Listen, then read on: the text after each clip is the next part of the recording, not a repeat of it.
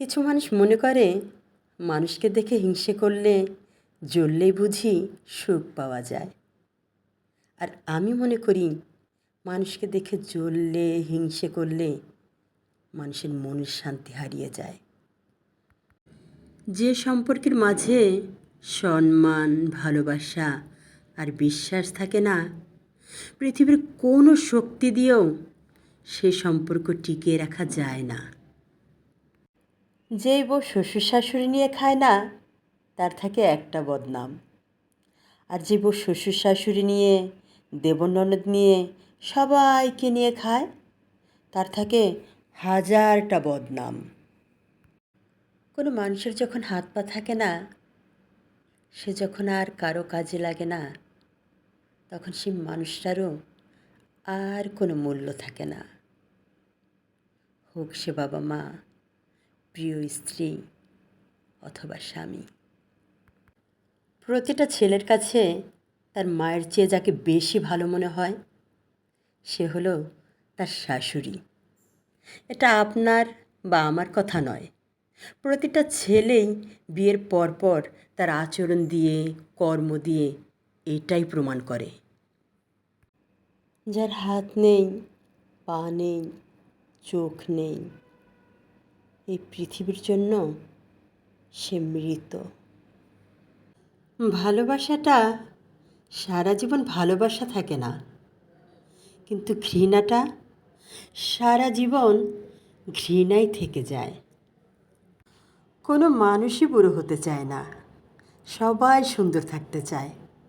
কিন্তু সময় একদিন সবাইকে বাধ্য করে বুড়ো হতে, হয় ভেতর থেকে নয়তো বাইরে থেকে। প্রতিটা বাবা মায়ের আদরের সন্তানেরা আজ বয়সের ভারে বৃদ্ধ হয়ে অযত্ন আর অবহেলায় এই পৃথিবী থেকে যাওয়ার জন্য মৃত্যুর অপেক্ষা করছে। বাবার বাড়িটাও মেয়েদের আপন হয় না, কারণ মা না থাকলে বাবা হয় তালই, আর বিয়ে করে ভাই হয় সারা জীবনের শত্রু। তাই নিজের চেষ্টায় একটু জমি করতে পারলে সেটাই হয় একটা মেয়ের আশ্রয়, স্বাধীনতা আর সারা জীবনের শান্তি। কারো উপর অভিমান করে পাহাড় সমান দুঃখ নিয়ে, এক পৃথিবীর কষ্ট নিয়ে এই পৃথিবী ছেড়ে চলে গেলে কারো কি কিচ্ছু আসে যায়? কারো কিচ্ছু আসে যায় না। তবু সেই মানুষটা জানে কতটা দুঃখ, কতটা কষ্ট পেলে নীরবে পৃথিবী ছেড়ে চলে যাওয়া যায়। তবু ওই মানুষগুলোকে কোনো দিনও ক্ষমা করা যায় না। কিছু বাবা মায়ের কাছে যেমন সন্তানের চেয়ে সম্পদের মূল্য বেশি, কিছু সন্তানের কাছেও বাবা মায়ের চেয়ে সম্পদের মূল্য বেশি।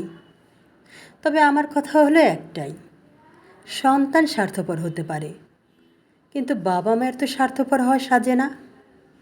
তাই বেঁচে থাকতে সন্তানদের সাথে ন্যায় বিচার করে নিজেকে একজন দায়মুক্ত ব্যক্তি হিসেবে এই পৃথিবী থেকে বিদায় নিন, যাতে আপনার সন্তানদের আপনার লাশ সামনে রেখে সম্পদ বন্টন করতে না হয়।